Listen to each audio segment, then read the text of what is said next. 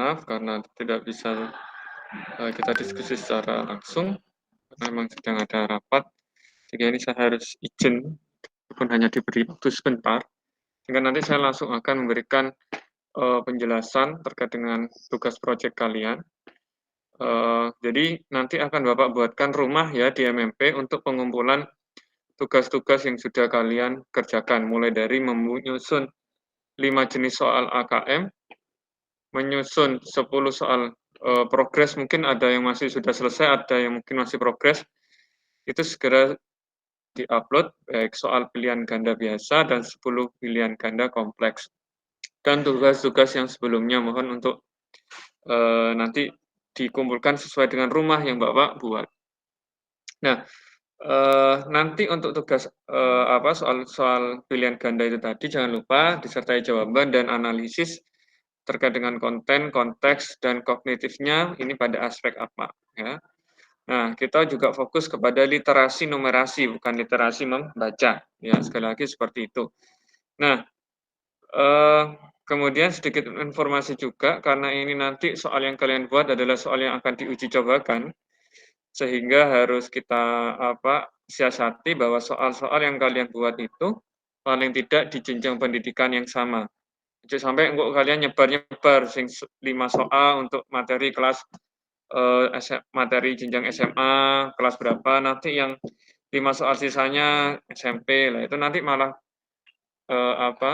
tidak bagus, karena semua siswa yang kalian uji cobakan yang jadi subjek harus mengerjakan semua soal yang sudah kalian buat. Ya, jadi ada 10 soal pilihan ganda, 10 soal pilihan ganda kompleks, dan 10 soal pilihan ganda biasa. Nanti akan diuji cobakan kepada 10 siswa. Ya. Kesepakatan kita di awal seperti itu dengan Bu Dian. Nah, nanti akan bagaimana hasil akhirnya nanti akan dilanjutkan oleh Bu Dian. Ya, apakah nanti hanya 5 soal pilihan ganda, 5 soal ganda kompleks yang akan diuji cobakan, atau mungkin memang 10 pilihan ganda biasa, 10 ganda kompleks, itu nanti terserah Bu Dian di akhirnya ya, di tahap uji coba. Tetapi untuk tahap pengumpulan yang saya berikan kepada saudara-saudara, yaitu adalah 10 soal pilihan ganda kompleks dan 10 soal pilihan ganda biasa, disertai dengan jawaban, disertai dengan alasan kenapa memberikan opsi-opsi pengecoh yang seperti itu, ya, sehingga opsi pengecohnya harus rasional, ya. Mungkin bisa jadi kesalahannya pada aspek aljabar dan lainnya. Oke, mungkin itu dari penjelasan Bapak. Ada yang tanyakan?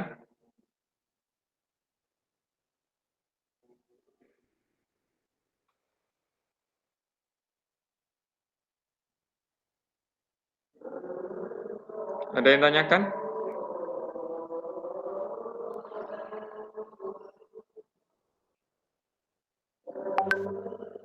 Cek. Nggak ada yang tanyakan?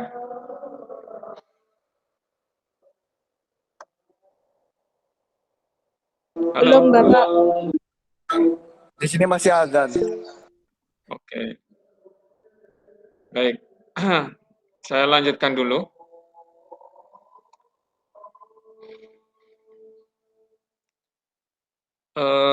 Sebentar ya, saya akan share screen materi yang akan kita bahas.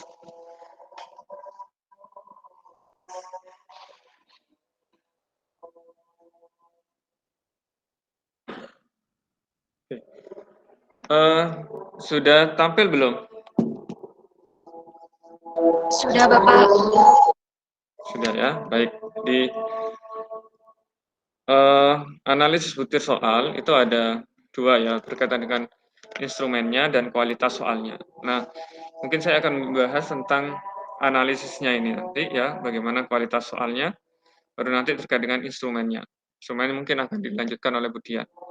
Nah, kualitas butir soal itu ada 3 aspek yang harus kita lihat, mulai dari tingkat kesulitan, daya beda, dan berfungsi atau tidaknya opsi pengecoh itu tadi. Ya. Jadi, semisal saya punya contoh ya soal, ada 10 siswa, kemudian ada 10 soal pilihan ganda, ya. Jadi soal yang diberikan adalah soal-soal pilihan ganda untuk analisis ini. Nah, kemudian saya buat tabel. Ternyata setelah saya uji cobakan, ada beberapa nama siswa, ada 10 siswa, ya. Di sini adalah kunci jawaban yang benar, yang di atas, dan yang ini adalah jawabannya. Paham ya dari sini ya?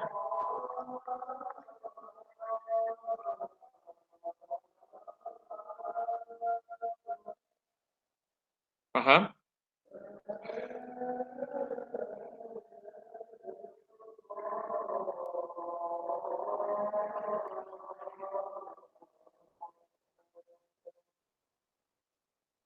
Gimana? Paham nggak?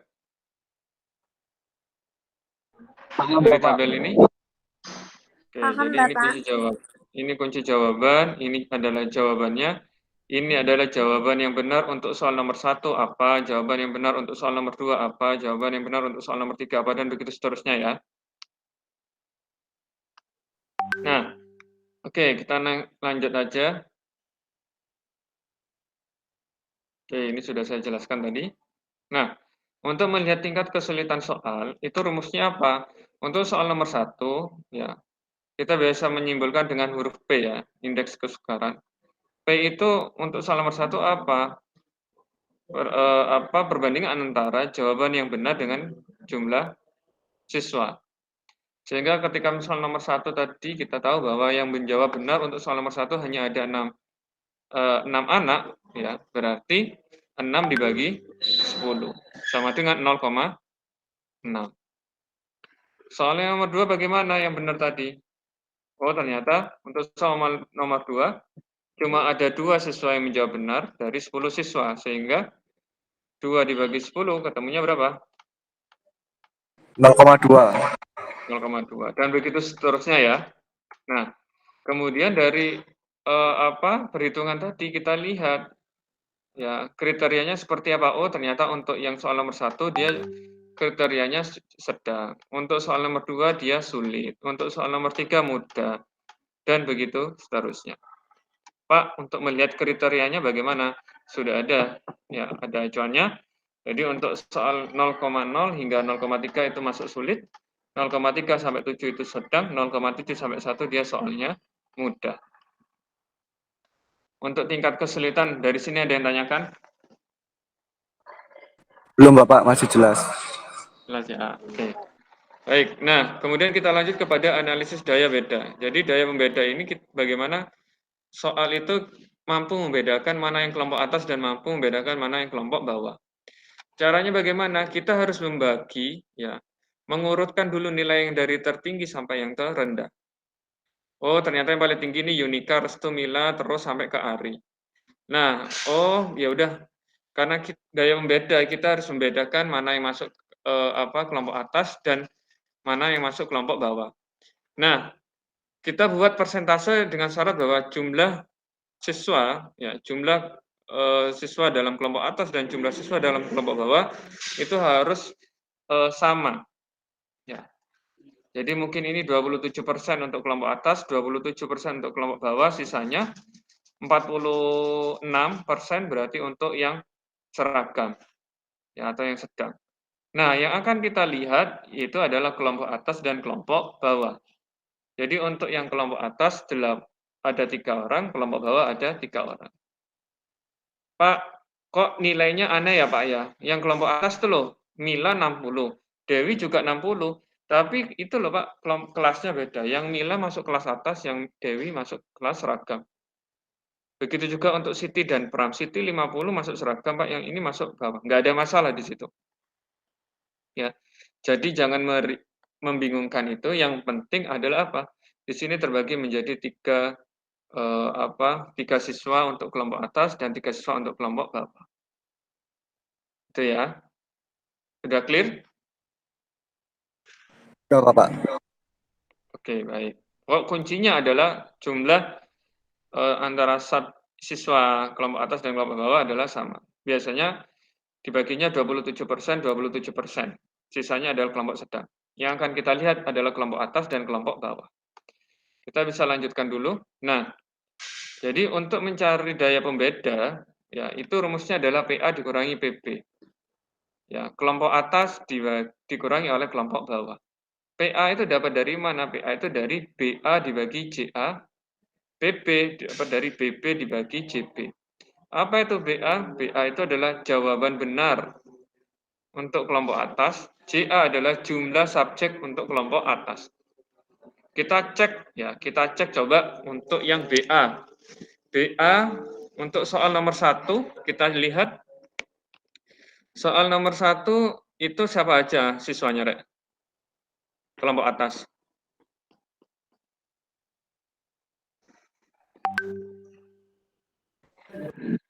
Ada siapa? Mila. Ada Yunika, Restu, dan Mila. Ya, oke, kita cek bagaimana Yunika, Restu, dan Mila itu untuk soal nomor 1. Oke, cek. Yunika mana? Yunika benar menjawab soal nomor 1? Benar, Bapak. Benar. Kemudian siapa tadi? Restu? Benar? Salah. Salah. Mila? Benar, Pak. Benar. Jadi banyaknya siswa yang di kelompok atas yang menjawab benar. Untuk soal nomor 1 ada berapa? 2, Pak. 2. Ya, ada 2. Nah, sehingga di sini tertulis 2. Jumlah Jumlah siswa untuk kelompok atas ada berapa? Ada 3. Maka di sini 3.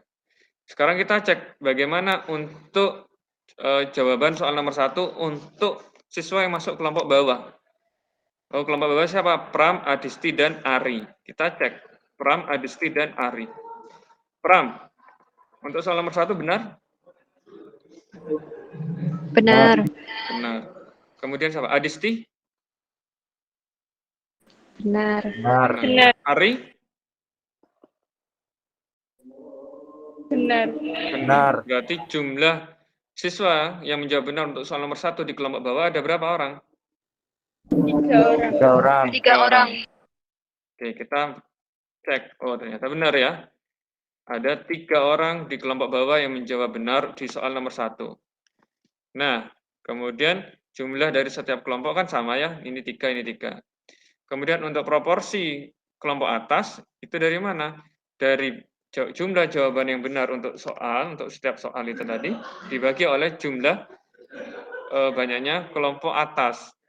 Sehingga 2 dibagi 3 ketemunya berapa? 0,67. 67. Nah, kemudian bagaimana untuk kelompok bawah? Sama, yaitu jumlah siswa yang menjawab benar di kelompok bawah yang untuk soal nomor 1 dibagi oleh jumlah siswa di kelompok bawah. Sehingga 3 dibagi 3 ketemu berapa? 1. 1. Nah, daya pembeda untuk soal nomor 1 dari mana tadi nih? PA dikurangi PB. Sehingga 0,67 dikurangi 1. Ketemunya berapa? Negatif 0,33. Paham ya sampai sini? Paham. Berarti untuk selanjutnya tinggal nanti dicek ya. Tinggal dicek. Nah, maka kita bisa melihat, oh ternyata setelah dicek soal nomor 2 nilainya daya pembedanya 0,67, 0,67, dan begitu seterusnya.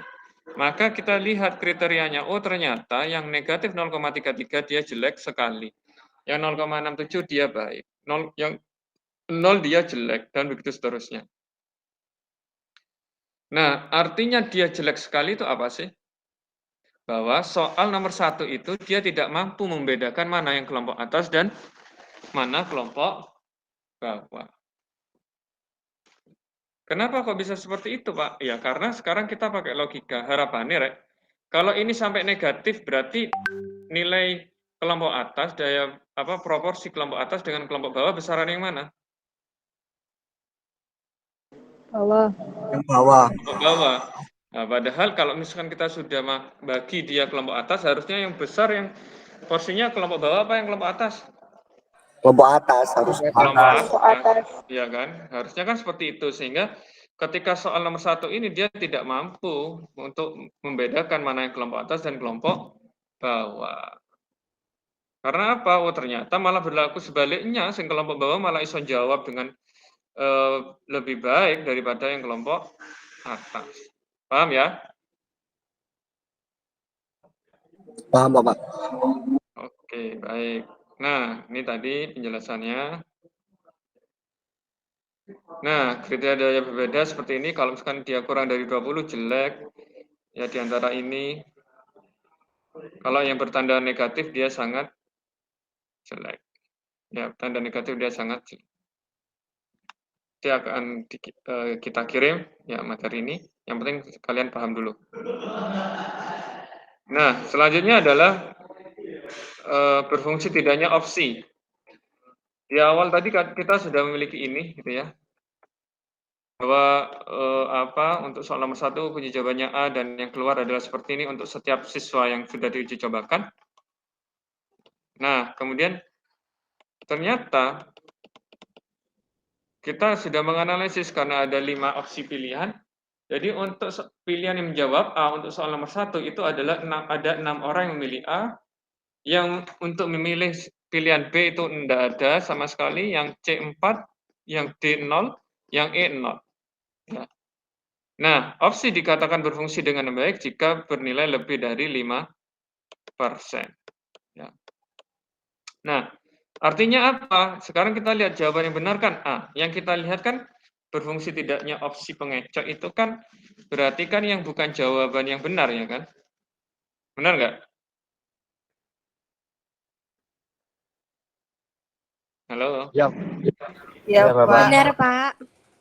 Sehingga yang kita lihat adalah opsi-opsi pengecoh itu. Tadi kita tahu bahwa opsi yang B nggak ada yang memilih, berarti 0 dibagi 10. Ya, 10 ini dari banyaknya siswa dikalikan 100%, yaitu ketemunya 0%. Opsi C ketemu 40%, opsi D ketemu 0%, opsi E ketemu 0%. Maka dari ini kita bisa melihat bahwa opsi pengecoh untuk yang opsi C itu berlaku.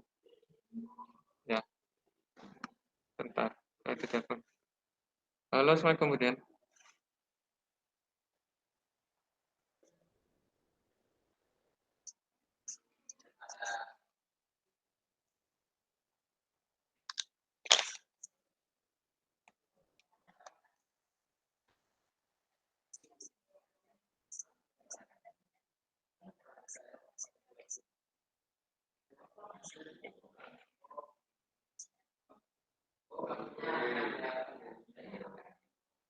Putus-putus Budian masih di ruang yang tadi.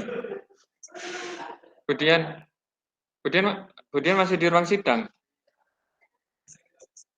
Oh, putus-putus soalnya, Bu. Mas, agak lumayan gimana, Bu? Nggih, nggih, nggih.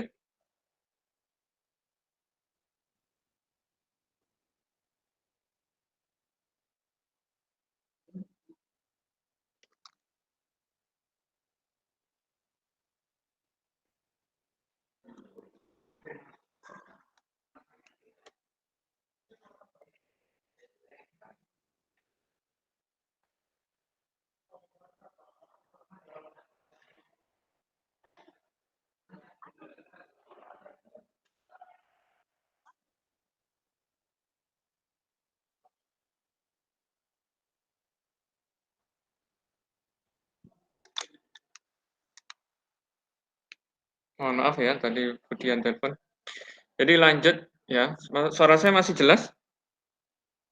Masih, Pak. Jelas, Bapak.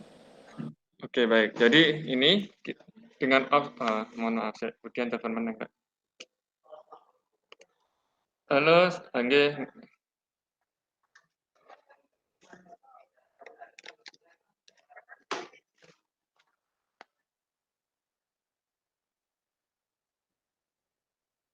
Nggih.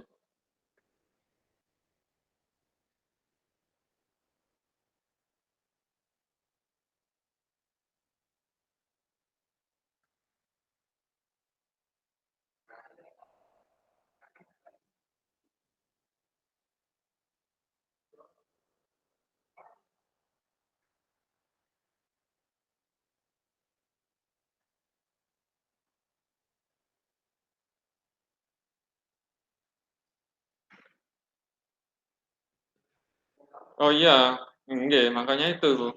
Nggih, nggih.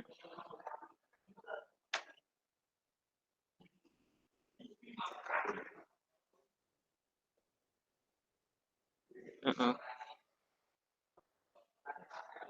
Nggih, nggih. Nggih, Bu.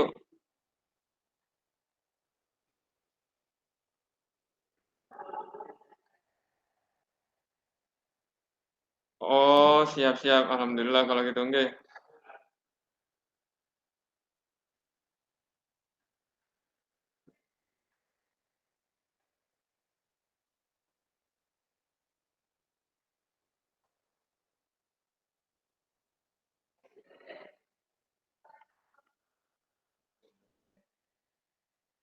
Nggak enak. Nggih, nggak resmi. Siap. Nggih, nggih, nggih, nggih. Nggih, nggih, Bu. Nggih, nggih, nggih. Makasih banyak, Bu, nggih. Waalaikumsalam warahmatullahi wabarakatuh.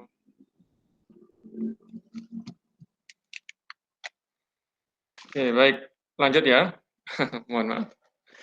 Karena memang lagi ini Rek ya, kita lagi persiapan ASIIN gitu. Jadi memang kebetulan saya dan Budian masuk tim utamanya. Jadi apa?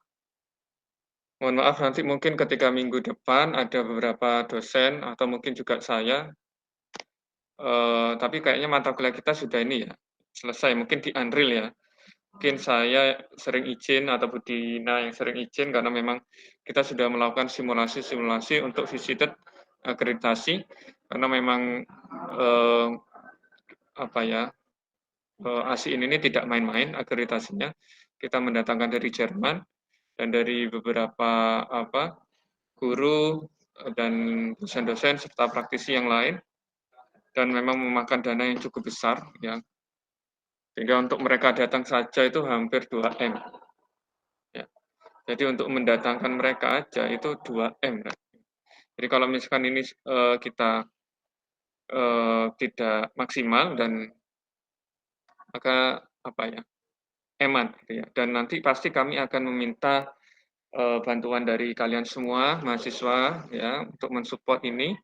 Jadi mohon saling kerjasamanya Mas Gilang, Mas Eko dan mbak-mbak, mas-mas yang lain ya di seluruh angkatan ya seluruh mahasiswa prodi matematika karena memang ini untuk kita bersama. Nanti ketika kalian lulus punya ijazah yang sudah terakreditasi juga pasti akan berdampak juga kepada kalian dan ini sebagai evaluasi proses pembelajaran kita selama ini seperti apa, kurangnya bagaimana, kelebihannya apa dan lain sebagainya ya. Jadi bantuan tenaga pikiran ya, doa juga harus kita ya, berikan untuk lembaga kita ini. Oke, mungkin seperti itu. Nah, kita lanjut lagi ya, kita lanjut lagi sampai mana tadi sudah? Ini ya opsi masih nampak ya yang saya share screen? Masih, Bapak. Oke, baik. Nah, jadi ketika kita lihat opsi C itu 40%, maka opsi C itu berfungsi dengan baik. Sehingga opsi B, D, E itu opsinya bukan opsi yang baik. Ya. Oleh karena itu, saya selalu mewanti-wanti kepada kalian, jangan sampai ketika memberikan opsi pengecoh itu, sing sekiranya sorry gampang ditebak. Oke, gak mungkin.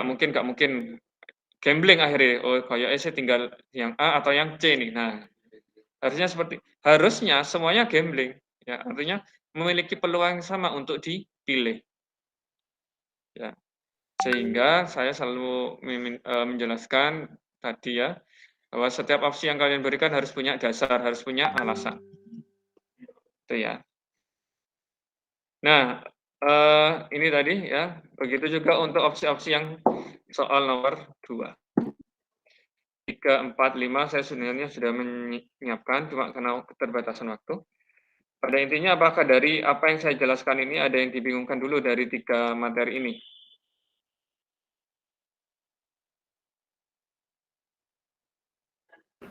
Tidak, Bapak. Masih belum, Bapak. Masih paham ya? Oke, baik. Jadi kalau memang masih paham, Nanti untuk materi selanjutnya akan dijelaskan oleh Budi. Ya, semoga beliau bisa masuk gitu ya. Karena memang kita menjadwalkan simulasi untuk ASIIN itu setiap hari Rabu dan hari yang lainnya. Pasti, sehingga memang dan di jam berapa, jam kedua itu tadi.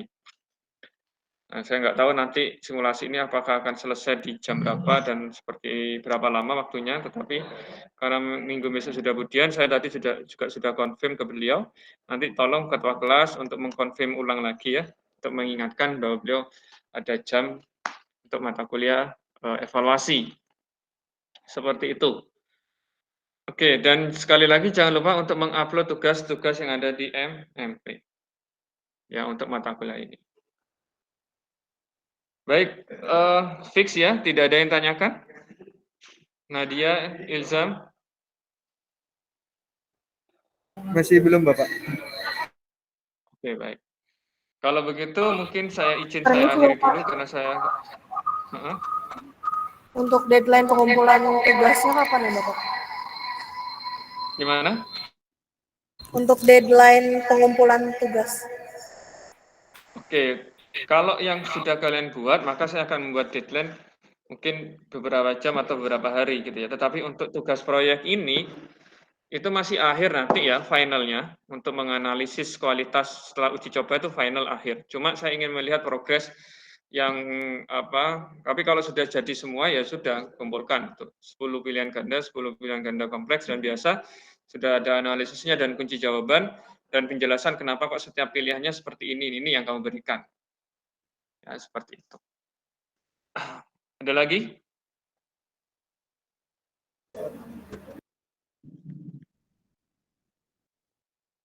Tidak ada? Permisi, Bapak. Untuk yang tugas kelompok itu perwakilan apa semua mengupload, Bapak? Perwakilan, Mas. Baik, Bapak. Terima kasih, Perwakilan Bapak. ya, kalau yang mandiri ya mandiri. Individu, kayaknya ada yang individu kan, yang 5 jenis soal itu. Permisi Bapak, izin bertanya. Iya, Eko. Terkait yang tugas individu kemarin itu kan masih yang pas Zababi tampil ke depan untuk mempresentasikan itu kami hanya membuat soal-soalnya saja. Nah itu untuk dikumpulkannya itu beserta jawaban dari soal-soalnya atau cukup dengan soal-soalnya saja ya Pak? Oke, nah sebisa mungkin ya harus sudah sama jawabannya. Ya, harus sama jawabannya ya. Oh, terima kasih. Mungkin bisa ditambah waktunya nggak Pak? Soalnya kami kemarin cuma membuat soal-soalnya saja, jadi bisa ditambah waktunya nggak Pak? Terima kasih. Oke, baik. Tapi masih dalam waktu minggu ini ya. Oke, ada yang request lagi enggak, Eko, itu teman-temannya? Guyu tadi. Oh, kira apa nggak ngerti request-nya kanca-kancamu itu. Oke, nggak ada request. Kalau memang nggak ada request, maka sudah fix ya. Untuk hari ini, saya mohon maaf. Barangkali ada yang kurang maksimal. Insya Allah untuk mata kuliah ini akan dilanjutkan oleh Budian untuk pertemuan ke-9 dan seterusnya ya. Tetap ikuti bagaimana teknis pembelajaran yang akan dilakukan oleh Budian, karena biasanya beda dosen, beda stylenya ya. Oke, baik. Mungkin itu dulu, Eko, Ilzam, dan Gilang, dan yang lainnya. Saya akhiri dulu ya. Insya Allah mungkin Unreal kita bisa ketemu, insya Allah. Semoga saya dan Budina dapat izin gitu ya. Oke. Baik, terima kasih atas perhatiannya. Saya akhiri. Billahi taufiq wal hidayah. Wassalamualaikum warahmatullahi wabarakatuh. Waalaikumsalam warahmatullahi wabarakatuh. Terima kasih Bapak. Sama-sama.